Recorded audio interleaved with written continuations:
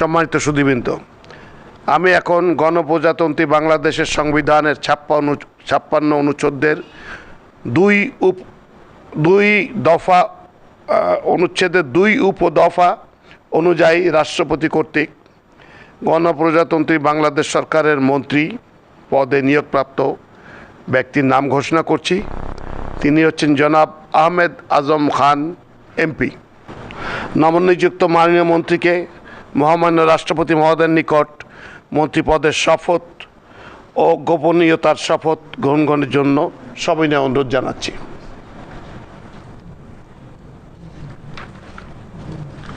বিসমিল্লাহির রহমানির রহিম। বিসমিল্লাহির রহমানির রহিম।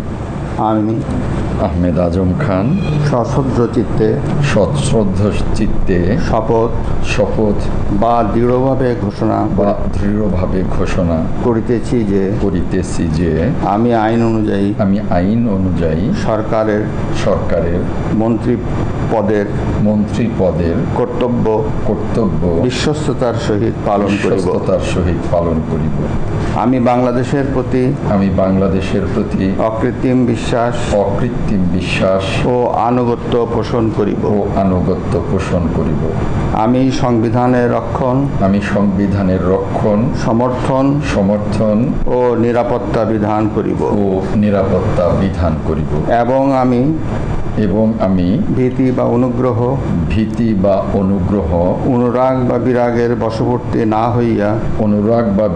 বশবর্তী না হইয়া সকলের প্রতি আইন অনুযায়ী যথাবিহিত আচরণ করিব। এবার মাননীয় মন্ত্রীর গোপনীয়তার শপথ পাঠ পরিচালনা করার জন্য মহামান্য রাষ্ট্রপতি মহোদয়কে বিনীত অনুরোধ জানাচ্ছি। আমি আহমেদ আজম খান সশ্রদ্ধ চিত্তে শপথ বা দৃঢ়ভাবে ঘোষণা করিতেছি যে সরকারের মন্ত্রী রূপে যে সকল বিষয় আমার বিবেচনার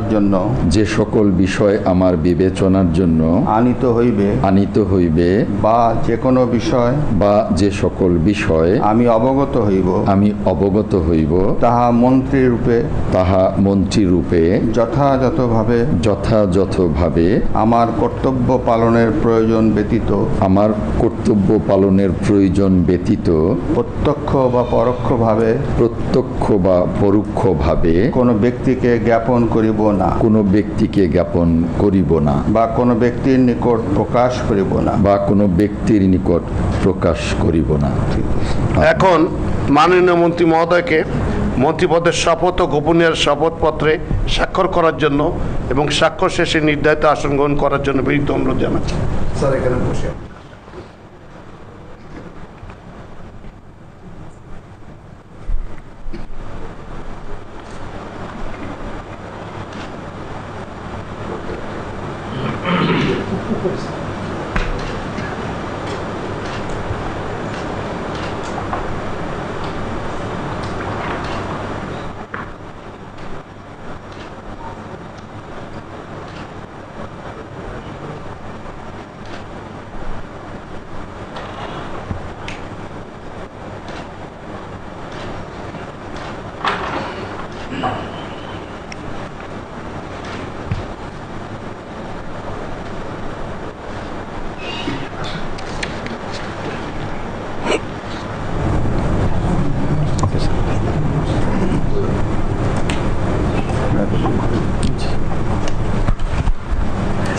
অভিনন্দন। ধন্যবাদ।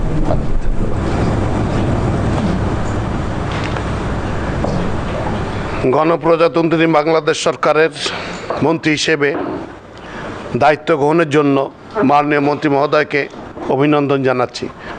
এই সাথে অনুষ্ঠান শেষ করার জন্য অনুরোধ চাচ্ছি স্যার।